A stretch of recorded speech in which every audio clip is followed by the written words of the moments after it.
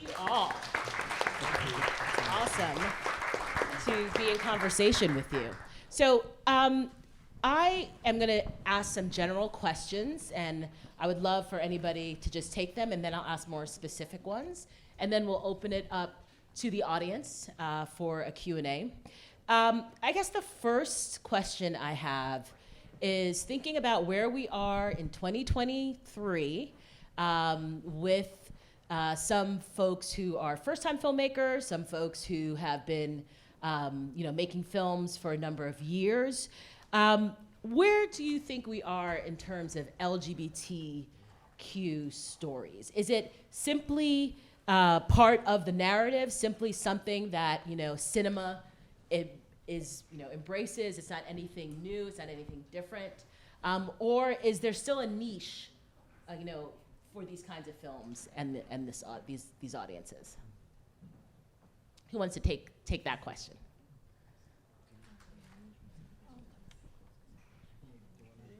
Go ahead, Vuk. Is this working or? I think so.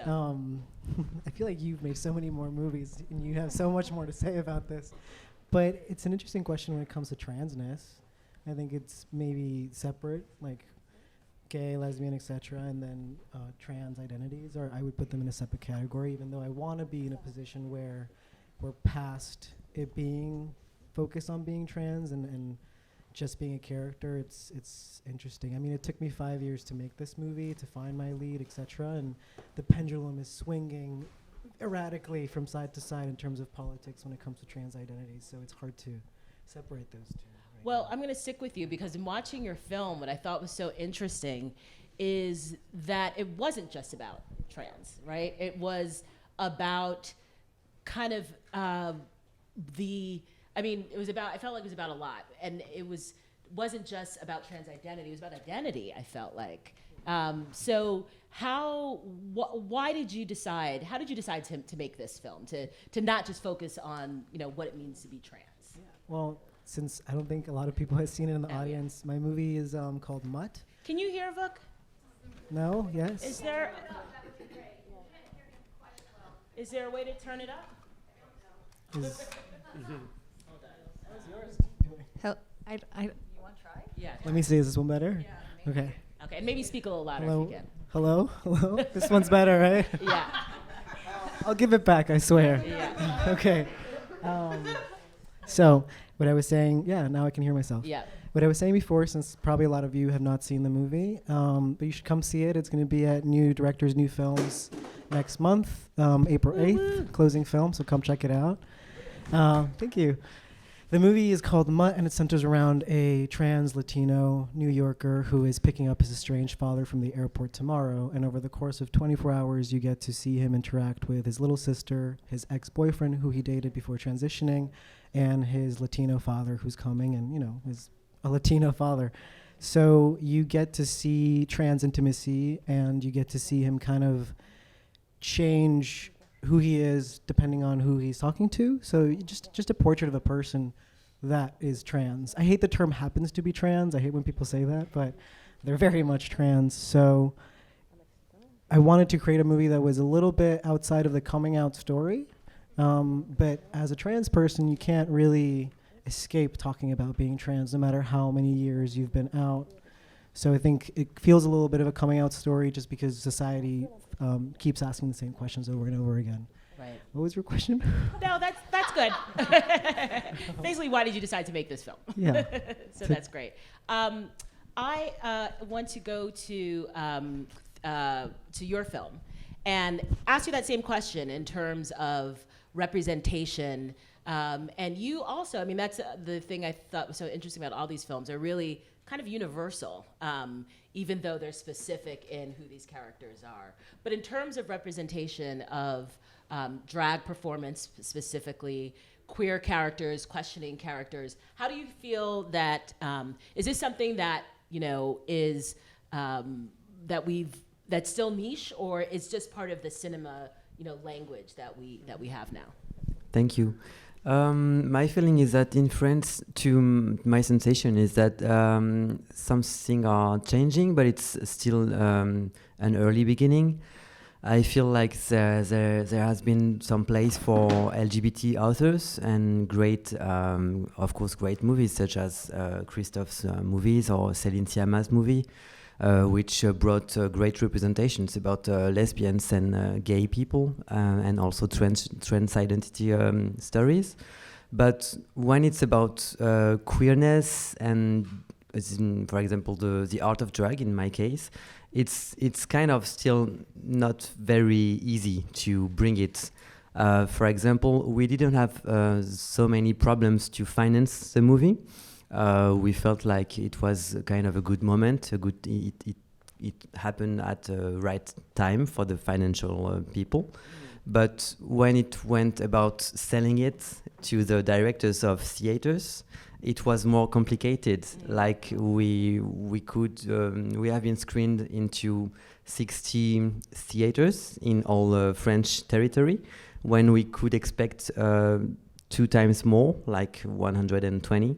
That was our expectations, but we had to fight against the idea that an LGBT story would not get any audience in small towns, which is not what I believe.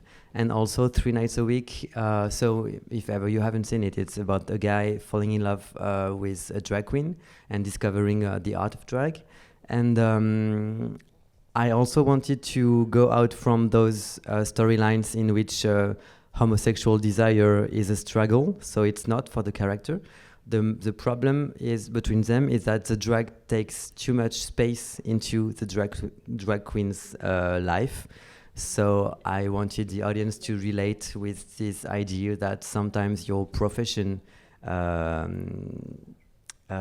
swallows you and make you not available for a love affair.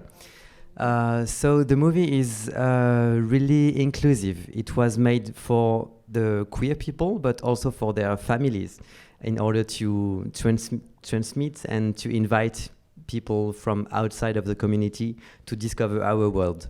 So the idea that a non-LGBT audience would not come is not exactly right for me. So my sensation is that there is a lot of work to do, and I feel like France hasn't really understood yet that there is a market for us and for those storylines, and it's still to be discovered.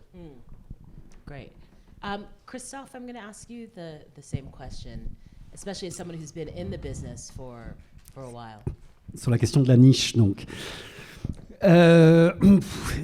C'est compliqué parce que je pense que nous, en France et aux États-Unis, ou même dans le reste du monde, c'est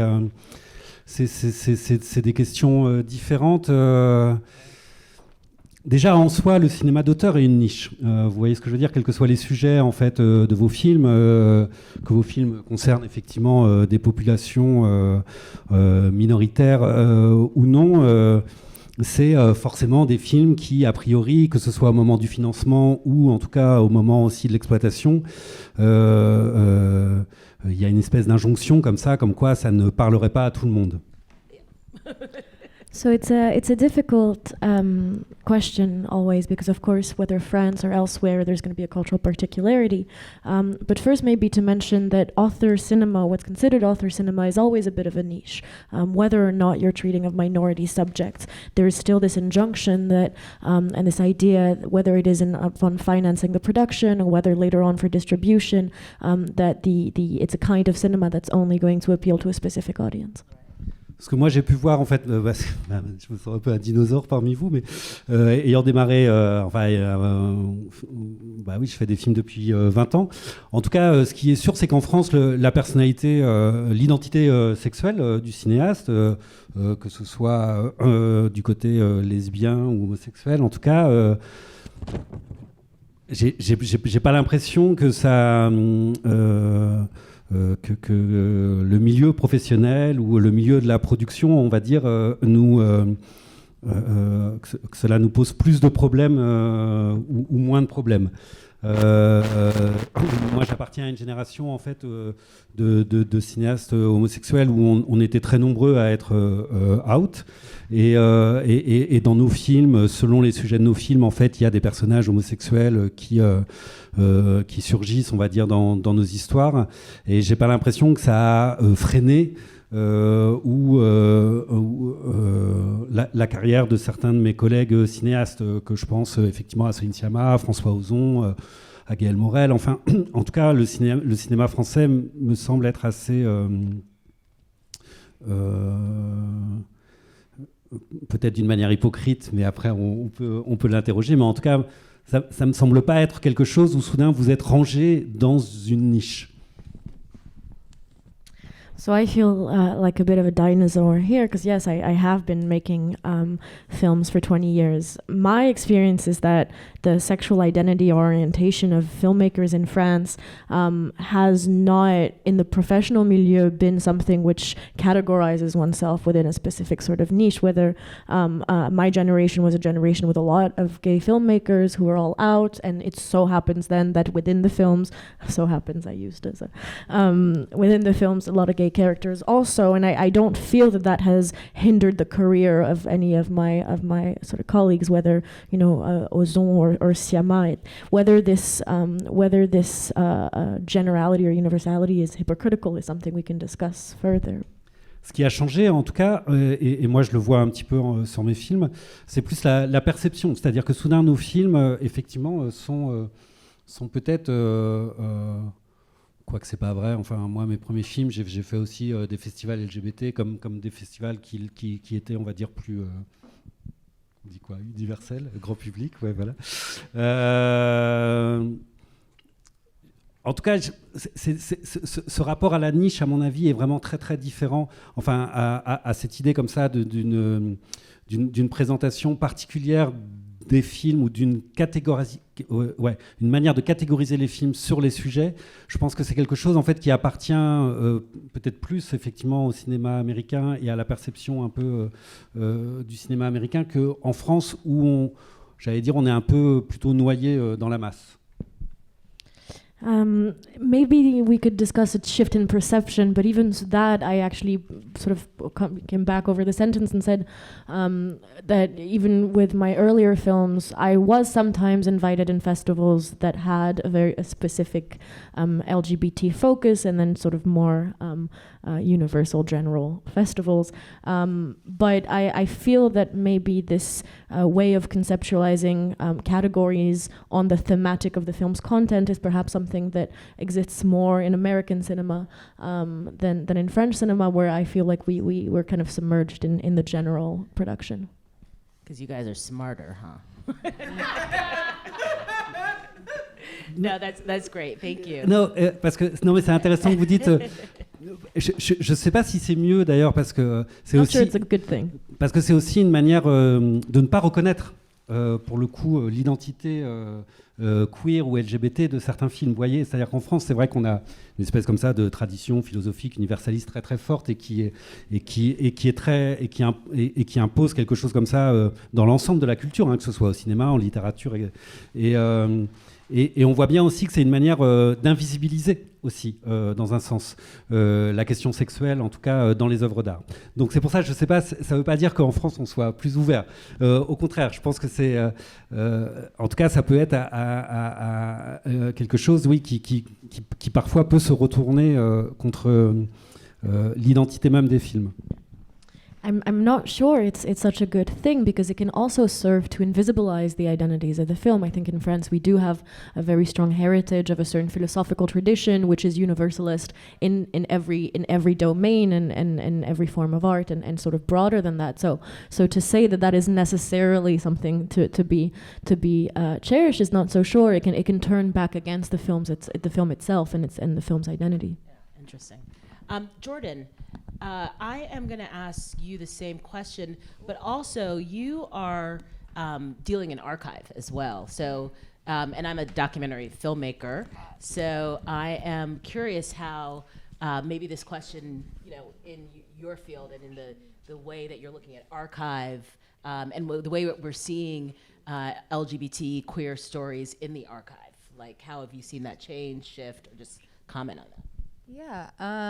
And so the question, I'm just to mirror back this question, it's like about a niche versus universal appeal of queer stories. People are taking it wherever, which is Okay, great. cool. But it's about Yeah. really representation. Like, is this something Yeah. that now queer LGBTQ representation is just part of our cinema, part of our cinematic world? Is it something that's niche? Is it, how has it shifted or changed? How have you seen it shift and change? And how does, and I'm just Yeah. specifically asking in terms of the archive too. Yeah.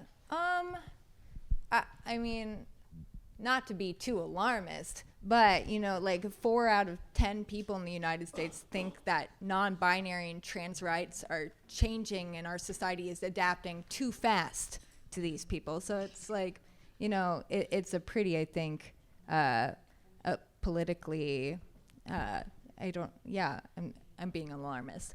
Well, it's also true. We're seeing an Yeah. assault. Yeah. Like Yeah. we're in a, I think, Retraction. nationally in a place where we're experiencing pretty nefarious biopolitical and necropolitical warfare on different bodies. So I think that these stories are really valuable and really important. And of course we need more of them. And of course, working in archives, you're constantly asking the question, who has the privilege to be recorded in history? And when we think about history, it's like history is what survives the shipwrecks of judgment and chance. It's not just when you look through an archive, you shouldn't expect to see everyone is not equally represented in that space. There's a lot of silence.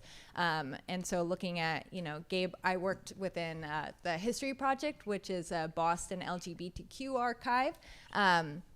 So looking at, brick and mortar gathering spaces, which are disappearing across the United States, it's also a global issue. It's like, where do queer people go to gather when, governments are intervening, when we have a history of urban renewal, and even looking through the archives, there's so much that's not there, just because you couldn't be recorded and keep your job.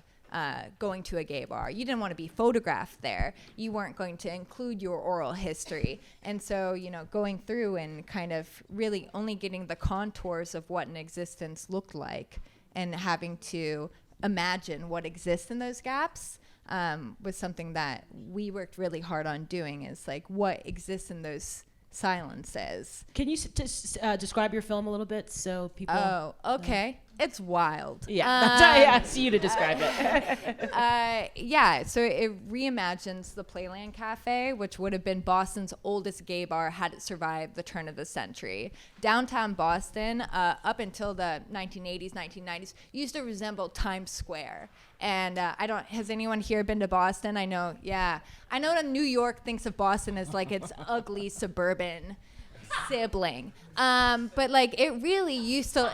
I know. I love Boston. But downtown now, it's Starbucks, it's Chase Bank, it's institutions, and that is on purpose. And so I think looking at the fate of Boston in regards to government intervention is, a warning sign for not what could happen, but what is happening across the United States, what has happened. So to me, it served as a beautiful microcosm. And the film I'm not really interested in patrons. Anyone here ever work in a bar? Yeah. Patrons are the worst part of a bar, like the worst. So we're really looking at the service industry. What does it mean to be a steward of a queer space? What does it mean when that's the only job you can find and the only job you can maintain? This is your livelihood. So I worked in a gay bar myself. Patrons are fine, as long as y'all tip. So yeah, it's really that perspective. And what you do, if I may say, is use stylized, not reenactments, but stylized scenes. Yeah. And then intercut with archive. Yeah. And I'm curious, especially, coming from the documentary world, Love it. how you constructed, did you have these stylized scenes before and then the archive, or the archive dictated what the scenes were? I think it's a little bit like a kintsugi process, like you're filling in the gaps with gold, sort of. energy. But we looked at a specific archive that was our entry point of a drag queen named Sylvia Sidney, and she was known as the Queen Bitch of Boston. And she was mean. She was really mean. But she, you know, gave such beautiful testimony and such beautiful oral histories, and she like robbed a bank in drag, and then all of her exploits would end at this particular bar, which was the Playland Cafe. So we really took some parts of her life, but it was an amalgamation of archive reenactments, like, and also my experiences working in that sort of space as well. Right. Yeah. Awesome. I want to talk a little bit about the casting of your films, because I thought all of the performances were really quite amazing. Vuk, I'm going to start with you. Can I ask if this film was somewhat autobiographical? Yeah, I mean, you just did, but Or you could say, I don't want to answer that, but. yeah, it's inspired and part of my life for sure. It's not like a shrink session that I created to like get through trauma, but it is a mirror of parts of my life and people in my life. And more than anything, it's a mirror of my fears. I try to understand through making this movie why society was afraid of me coming out as trans and why my parents really didn't want that to happen. So I think it's, in that sense, it is very, yeah. And there's also the relationship with the ex-boyfriend. Yes. And that's something that I had never seen. That's the most like real part of it. The most what? The most like real Part of it. Yeah. I just premiered at Berlinale, and my ex that's based on lives in Berlin and went to see it, and we had dinner, and it was weird. Amazing. It was great. It was great. It was just weird. But Talk more, just a little bit about that sort of understanding. I mean, I won't give away the plot points, but this is a real like deep relationship that they're grappling with and trying to understand where they are and attraction and what that means. Can you just talk about that? Because I thought it was super interesting. Thank you. Yeah. So the what you're asking about is a relationship between a trans man and their ex-boyfriend, who is a cis straight man, and they had dated when the trans man was in the closet presenting female. So I was just very interested. For me, I think, and for a lot of trans people, the idea of desirability and wanting to be loved is very much a fear when you're coming out. So I wanted to explore what remains. Like, if you fall in love and the person comes out as trans, like, are you still in love with that person? Right? Is love defined by gender? Right. So that's kind of what we explore through that relationship. But I also really wanted to stress that the past mistakes of a trans person aren't deleted as soon as they come out. Right. You know, that I think the most human thing you can do, and something that happens in the movie, is they're held accountable for how shitty they were in their past, especially in a romantic sense. Yeah. So that was just something I really wanted to explore. And you were asking about casting, so I'm just going to answer if that's okay. Yeah, how did you find your think main actor? Well, first I'm going to say the person playing the ex-boyfriend is actually played by a gay man, which is something I really wanted to do. I'm a little tired of only straight people being able to play gay men, so I wanted to switch it up and have a gay person play a straight person. Also, I think it was a very good thing to do for the trans actor to feel secure and to explore, because there are some scenes in it that are a little bit, could go either way. It's kind of dangerous but sexy. So it was great to have a queer person there helping us navigate that and creating a safe space. And then casting the lead was a really hard journey, because not only did it took 5 years to make this movie, it took about 2 years to find the lead. Wow. Because I was not only looking for a trans masculine person, I was also looking for a mixed race, like a half Latino. The other half could be anything but half Latino trans person. So it was very niche.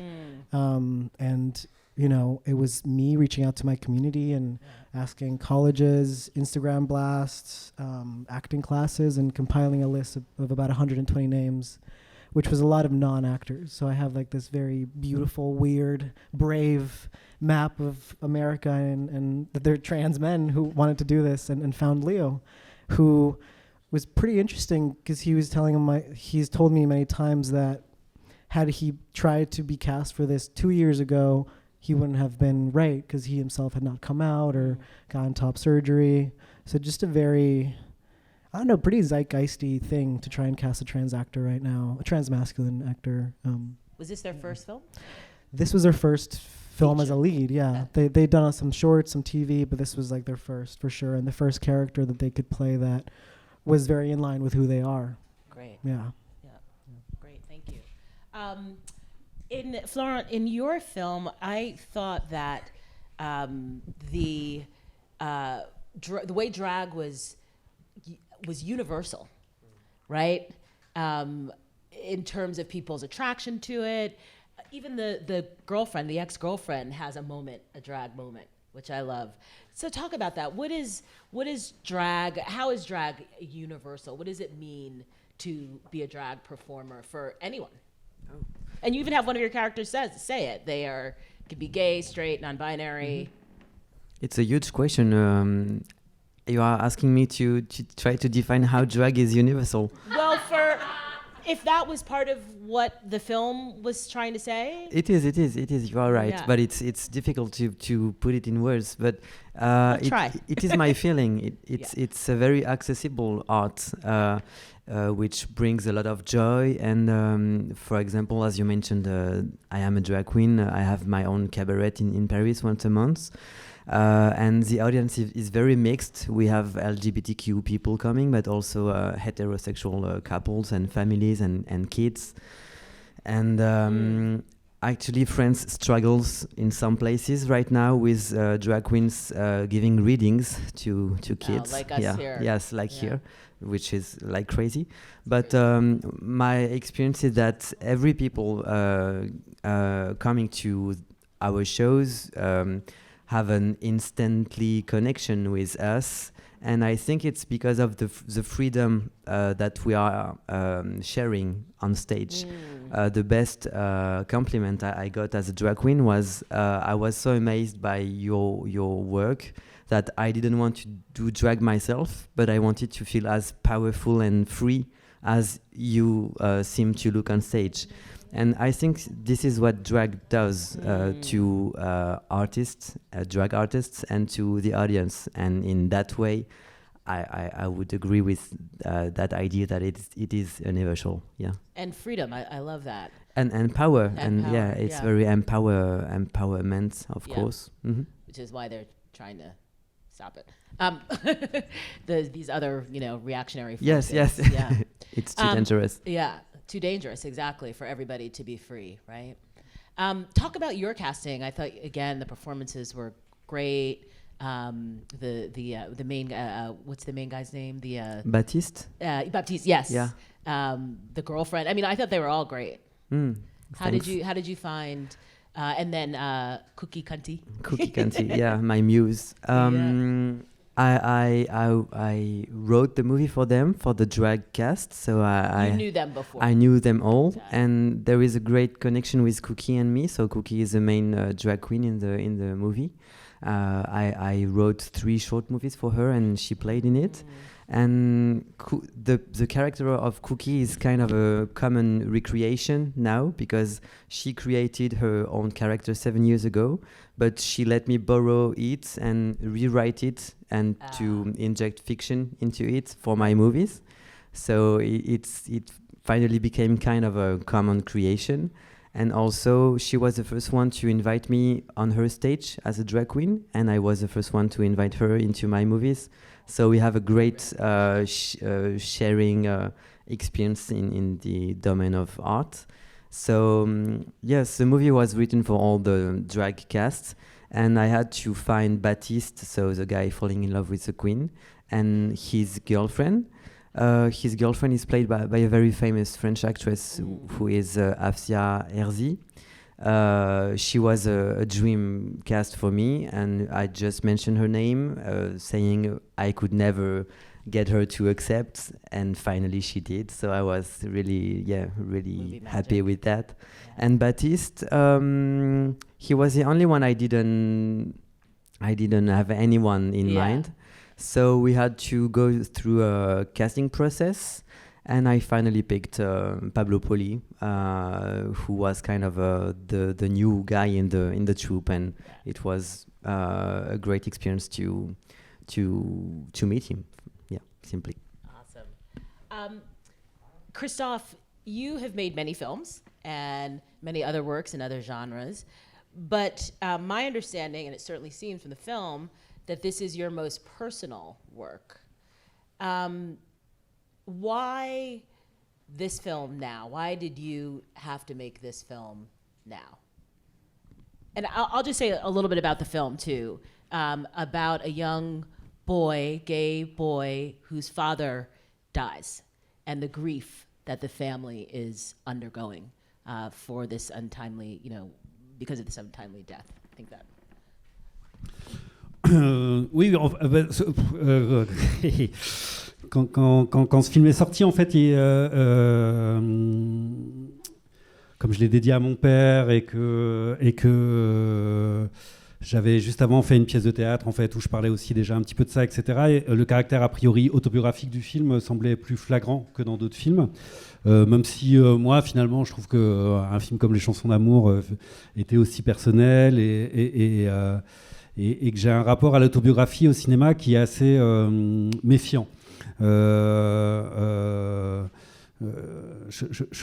crois pas trop à l'autobiographie au cinéma. Enfin, c'est pas que j'y crois pas trop, mais je serais pas contre en fait d'être un peu plus précis sur le mot qu'on peut mettre ça, et je préfère le mot d'autoportrait au mot d'autobiographie au cinéma. So it's true that because the film is dedicated to my father, and because I had just staged a play right before that also dealt with this period, there seems to be a recognition that this film would be more blatantly autobiographical than others, even though I feel that I have made a number of personal films. Maybe Love Songs, for example, for me is a very personal film. And I have to say that I'm a bit suspicious of autobiography in cinema. I would want to be kind of more precise with the terms employed and speak of a self-portraiture. Et j'aime bien ce mot d'autoportrait en fait parce que c'est vraiment cette idée de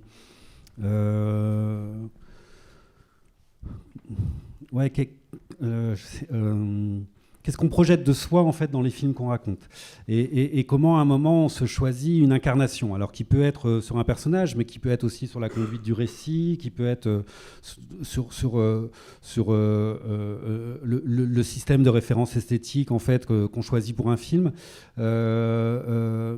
et c'est pas moins personnel finalement que le récit, on va dire.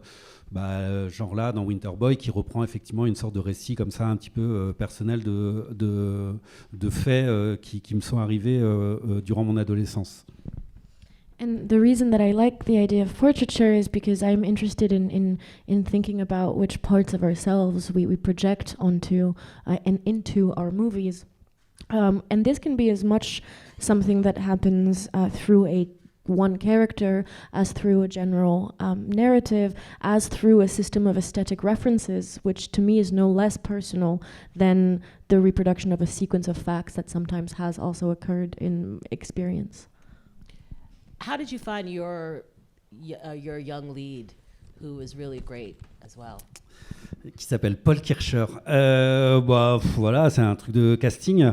Ce qui comptait en tout cas vraiment pour moi, c'est que quand j'ai commencé à parler à mon producteur de ce film, je lui ai dit que je voulais mener en parallèle l'écriture du scénario et le casting.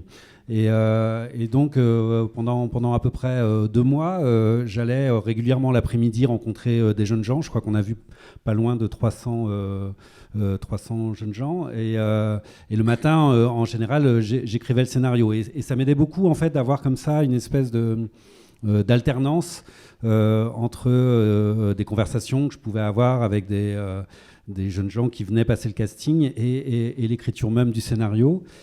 Et à un moment, voilà, comme tout casting, en fait, ça se resserre sur 3-4 personnes. Et puis après, c'est une sorte de pari. C'est-à-dire que, oui, à un moment, vous choisissez quelqu'un parce que vous vous sentez à l'aise avec lui, parce que vous avez l'impression de bien communiquer avec lui. Mais la vraie révélation, en fait, pour moi, en tout cas, elle a eu lieu sur la première semaine de tournage, où là, je me suis aperçu, en fait, de la force et de la... Et de la manière dont mon imaginaire, on va dire, pouvait coexister très fort avec son imaginaire à lui.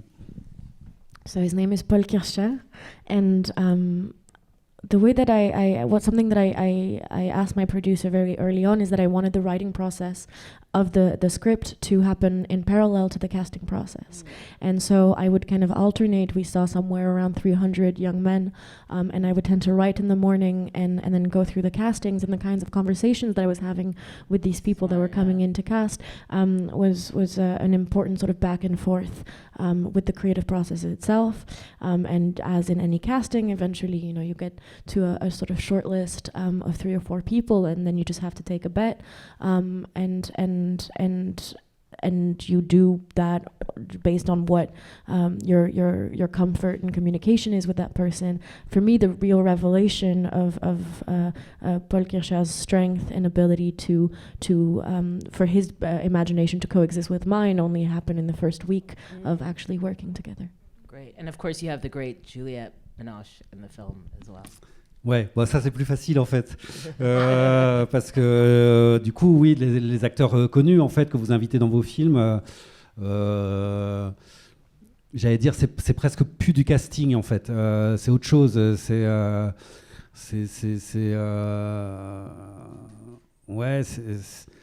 un moment en fait, une espèce d'harmonie comme ça. C'est pas une harmonie, mais enfin dans le sens musical, je veux dire, vous essayez de vous dire ce serait bien d'avoir tel genre d'instrument qui pourrait jouer avec tel autre genre d'instrument, et donc forcément sur des acteurs connus, ça passe par l'amour, l'admiration que vous avez pu projeter sur d'autres films où vous avez vu ces gens, et plus d'ailleurs toujours pour moi que, enfin, j'ai jamais aucune idée des personnages en fait avant de commencer un tournage, mais c'est vraiment plus comme on choisit des couleurs. Ça paraît très vaniteux de dire ça.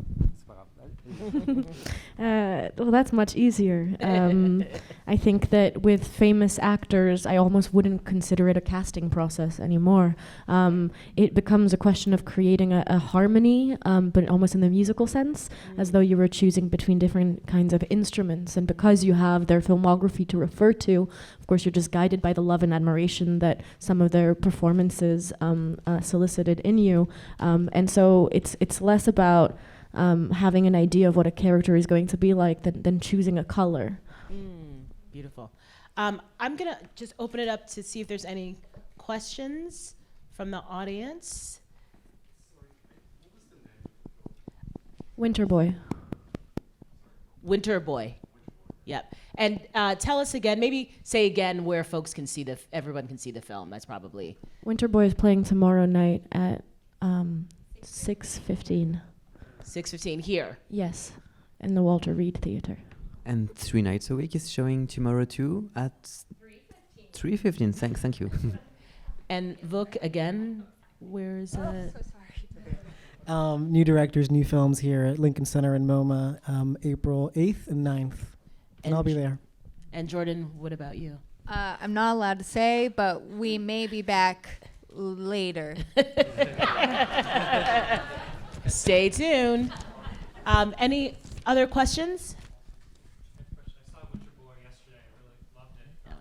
As I was walking out, this quasi-straight, quasi-liberal couple behind me said, "Oh, it was just too graphic. I don't care if it's heterosexual or homosexual, but it's so graphic." And the idea of calling a film graphic is like hypocritical, weird. But is that a valid criticism, and is it something you get in France? And as filmmakers, how do you deal with that, or you just ignore it because it's stupid? I think France, they're used to more sex on screen. Right. Forbidden in America, but Yeah. still, we're bothered. Donc en fait, la question c'est de savoir si les scènes sont trop explicites. Non, et comment vous, quelle relation vous avez avec le fait d'avoir des scènes explicites?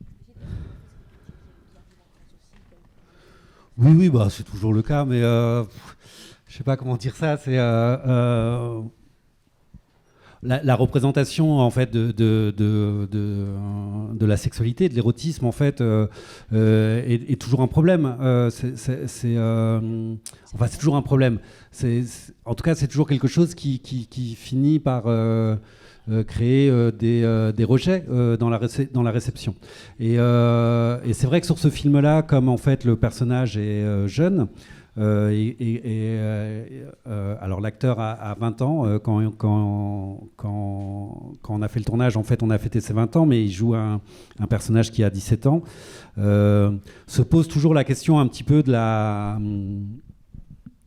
du regard qu'en tant que metteur en scène, en fait, vous portez dans la mise en place et la représentation de ces scènes sexuelles. Et il est certain que quand ces scènes sexuelles sont plutôt de caractère homosexuel, il y a vite des soupçons qui se portent en fait sur la nature même de votre regard à vous en tant que cinéaste. So it's always going to happen. There's always, sexual and erotic representation always leads to some form of rejection and is a sort of problematic a problem, leads to problems in the reception for some people. It's true that it's specific in this case. The actor was turned 20 on set, but he is playing a 17-year-old.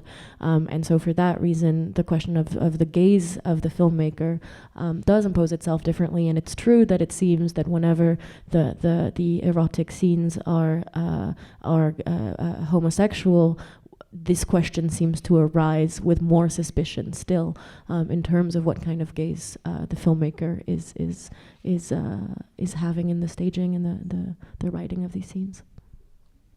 Great, thank you. Other questions? And if you can wait for the microphone, I'm sorry, I was told that audience needs to have a microphone. Thank you. And thank you all so much for being here. I guess I sort of want to follow up on that question. As someone who grew up with a very Francophile father, I was lucky to go through adolescence watching lots of queer identities on screen, and that was thrilling for me as a queer person growing up watching American films where it didn't show up. So I'm curious, as much. So for our two American filmmakers, is there a way that you see your film? Are there French films that have inspired you? What do you see the connection with French filmmaking in how much queer identity has been portrayed for decades on screen very differently than we've seen queerness or drag in films as often as the butt of a joke for so many decades? Do you mind if I go first? Okay.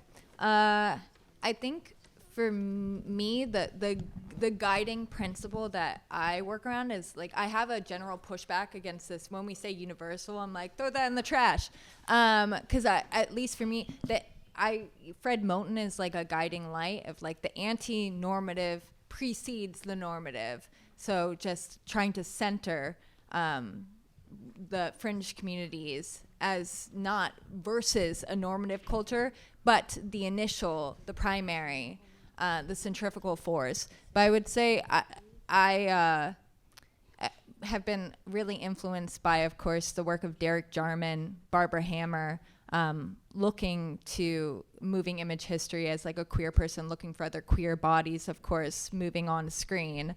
But I would say in regards to the casting process, Lady Bunny is in my film, and she's so scary.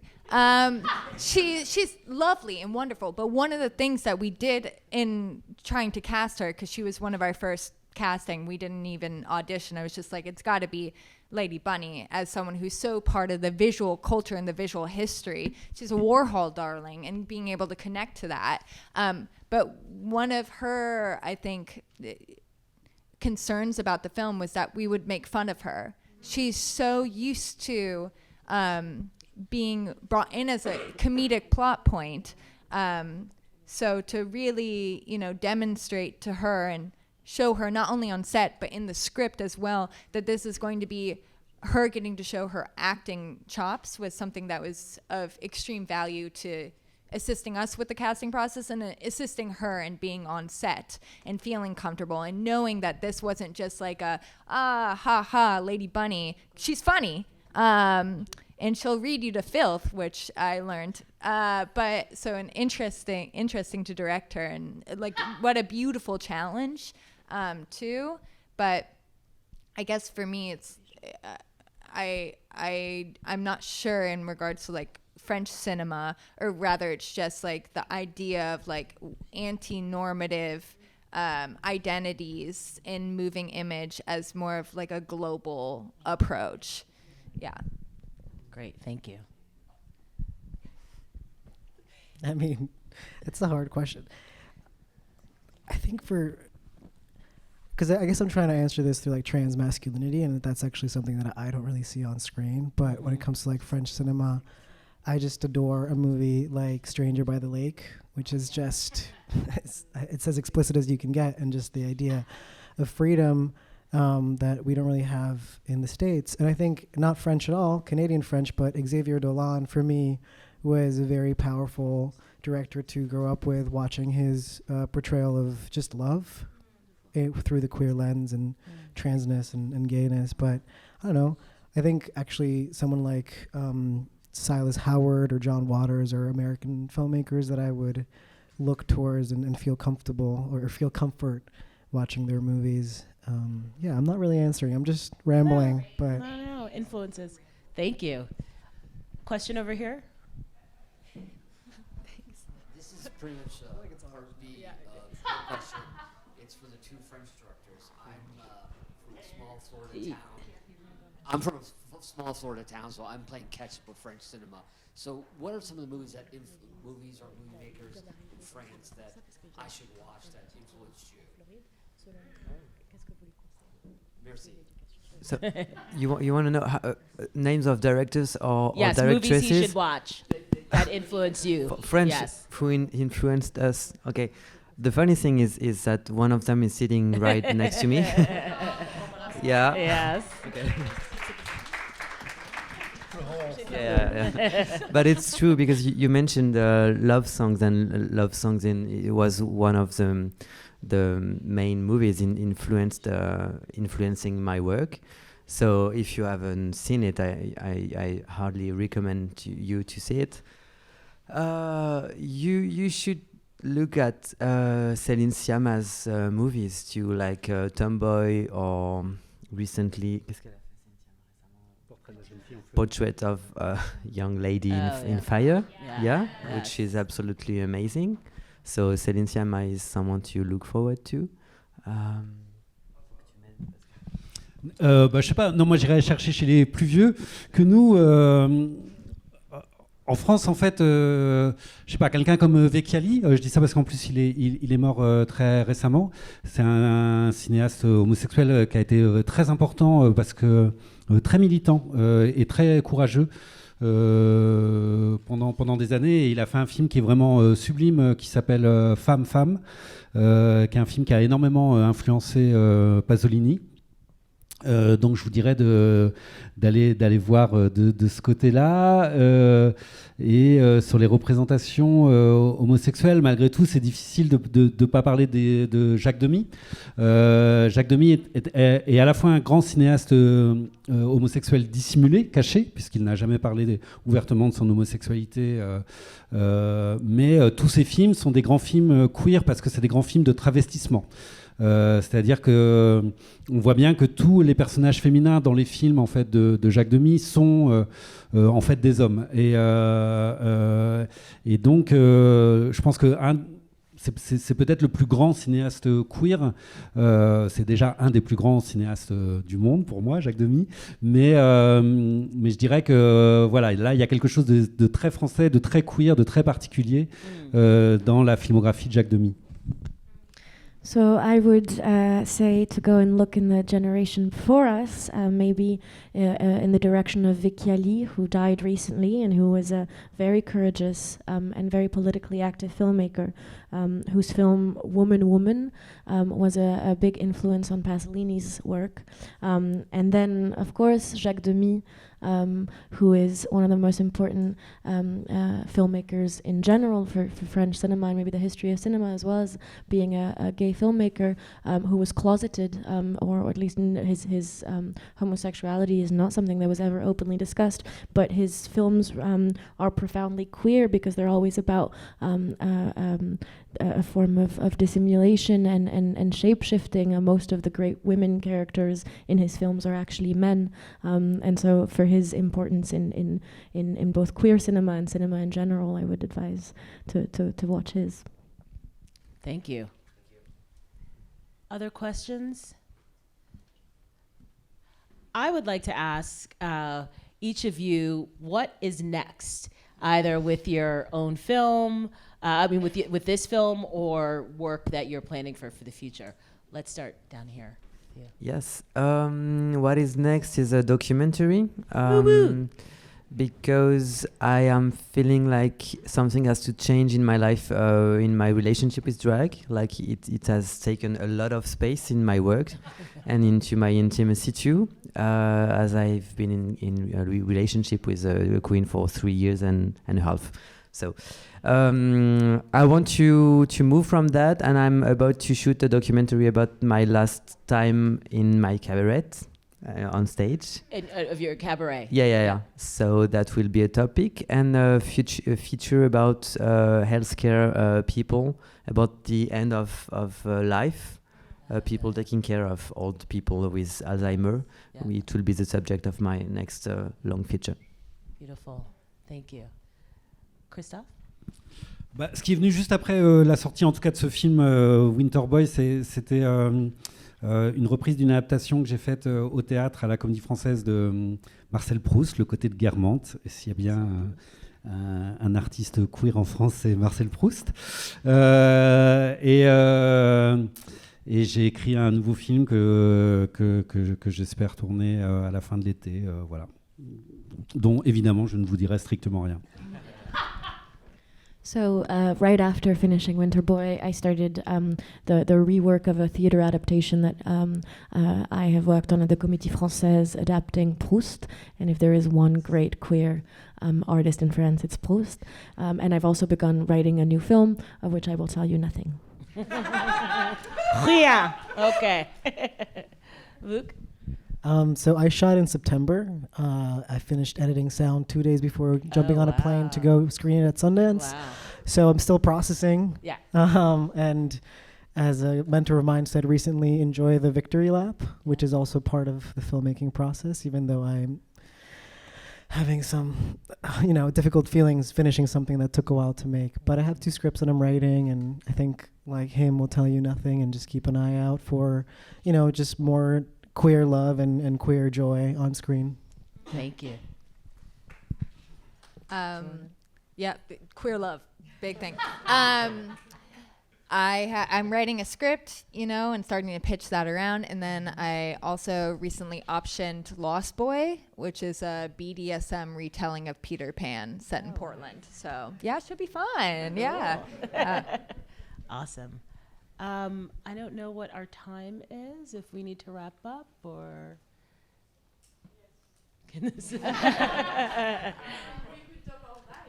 Well, we can continue the conversation, right? Exactly. Well, this has been wonderful. Thank you so much for the conversation. Thank you all.